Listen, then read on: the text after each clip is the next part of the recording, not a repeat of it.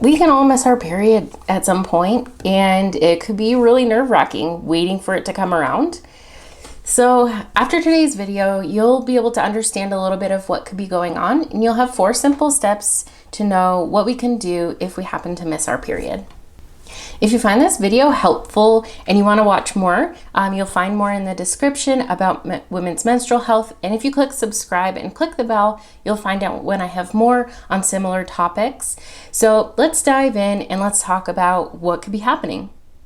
First, and probably the biggest question that most women have when we miss our period is, could we be pregnant? And if we're keeping track of our menstrual cycle, we'll know what day we might have had sex, especially if we're logging sex. So did you have sex during your ovulation? That's something to look at. Usually days 6 through 15 for some people could be a time where they could be fertile. And so having sex that's unprotected during that time, because sperm can live in our uterus for up to 4 days.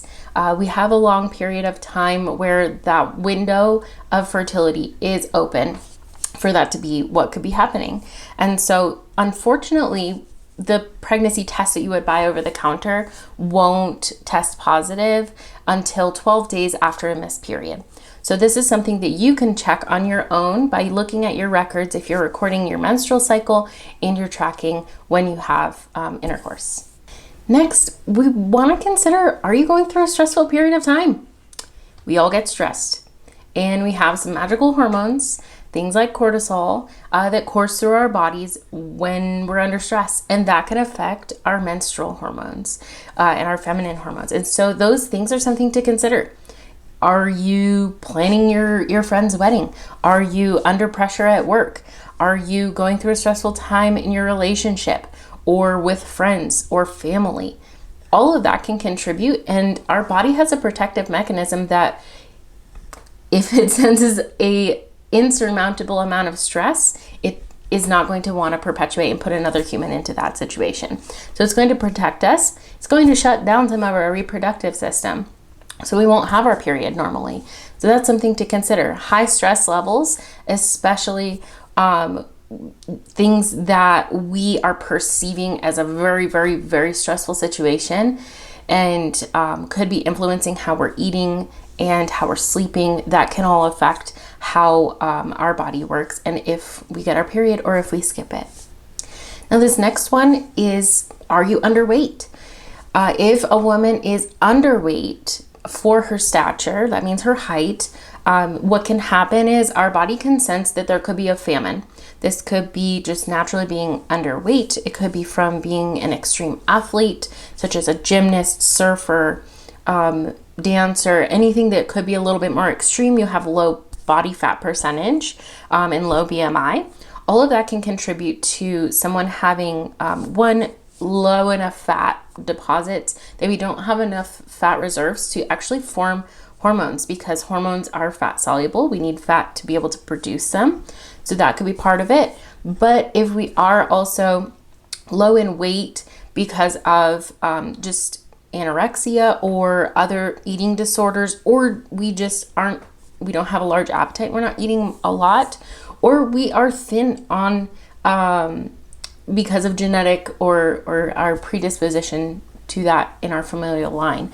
So those things can contribute to our body feeling and thinking like there's a famine. If there's not enough fat reserves on our body in order for us to develop a baby, or enough food that we're taking in order to support not only our sustained health and function, but also to build another whole animal in our body, another baby, then it won't perpetuate the hormones that we need in order to ovulate and then have our menstrual cycle. So these are all things to consider if someone tends to be a little underweight. That could also be affecting whether someone has their period, and they might have a fluctuating cycle because of that.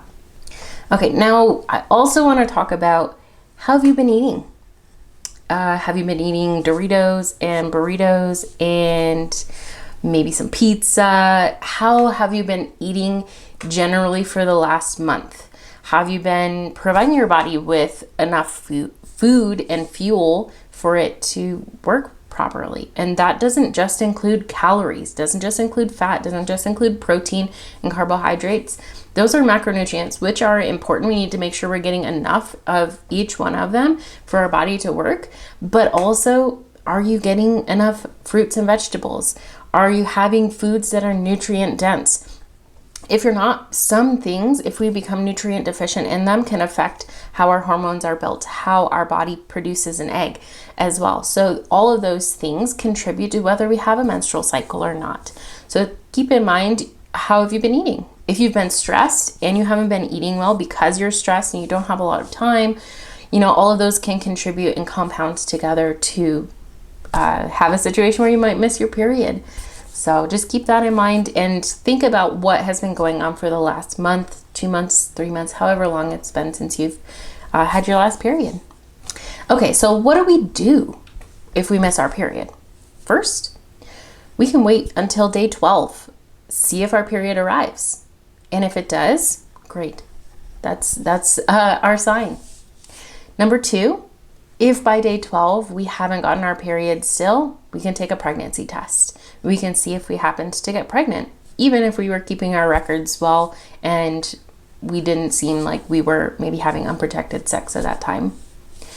3, if the pregnancy test is still negative, we want to see until the next anticipated period starts. So that could be 1 month. Like I said, if we're under stress, if we're not eating well, we can fix some of these things and see if it comes back the next month.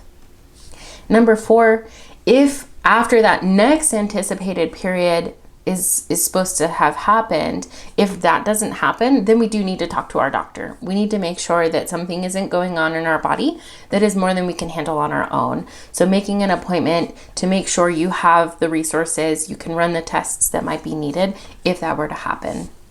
That is the next step. So there you have it. That's how we can learn a little bit more about what could be going on if we miss our period, and also a few action steps that we can take if we have missed our period and we're not pregnant. So what I'd like to offer is, if you want to learn more about how you can nutritionally support yourself in the phases of your menstrual cycle, possibly in order to support parts that could be needing to get back in rhythm, you can follow this link up here, and it'll link to a playlist of videos that I have that talk about each of the 4 phases of our menstrual cycle and how we can support that phase nutritionally. I also have a Feminine Rhythms course and program that's 4 weeks long, and it's intended to help women be able to rebalance their hormones, be able to get their cycle back if they've lost it, especially for women who might be discontinuing hormonal birth control. And I'll link information about that in the description as well, if that might be something you'd consider, either in the meantime of waiting to meet with your doctor or afterwards, because sometimes doctors don't have as many tools. They usually have birth control as one of their main resources to help people with menstrual issues. So I'd just like to offer that for those of you who might be interested and in need of that.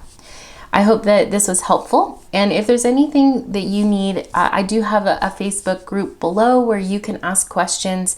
You can get in touch with me and we can have a little bit more discussion of some things that you might be in need of. So I hope this was helpful. And until next time, be well.